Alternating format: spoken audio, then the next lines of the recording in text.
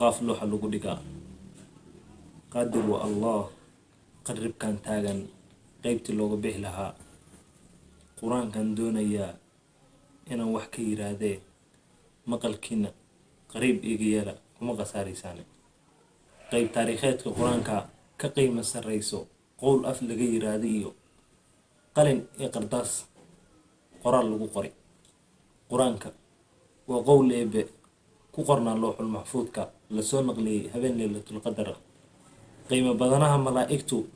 ruuxul amiin jibriil calayhi salaam baa qayb ula soo degayay qadar 23 sano qiimo runaha aadmigu khayru khalqillaah subhanahu sallallahu alayhi wasallam baa lagu soo dejinayay asxaabtii qiimaha badneed mar qur'aan markay maqleen qur-aankan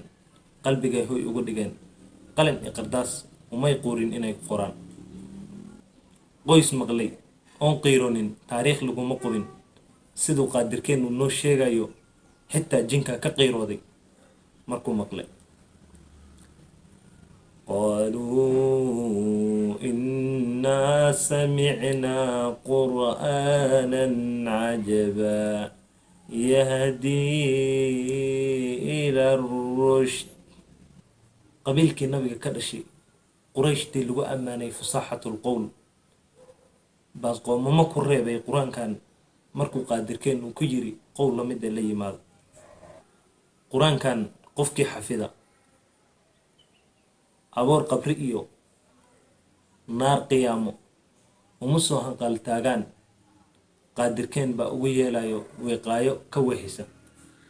qaa'idkeenu calayhi salaatu wasalaam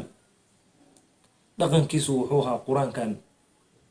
siday ku qowshay qoyskiisa umuna caaisha qofkii fahma qur-aankan ilintuu qubaa qiyaamo ee qabri markii lasoo hadal qaadaba ha u badnaatee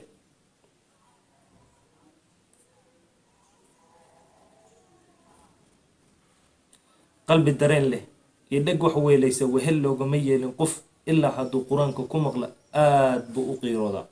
qur-aankan ninkaan qawiyeynin qiyaamaha naartaas uu quu noqdaa qoys iyo qabiil u qayliyana meher qaraaboy qur-aankan ma qawiyeynaa khasaare qoomamo qarib iyo qurmuuno idil qaadirkeen hanaga weexiye kalaam quruxdiisa qur-aanka ilaahay ha qaybto nafteenu intaan la qisaasin gabageenu intaasuu ku egyahay haddii aan intaan ila soo gaarnay muuqaalka suulka saar haddii aad nagu cusub tahayna subscribe-ka daar haddii aad hore noola sii joogtay waxaanu ku leenahay aad iyo aad ayaad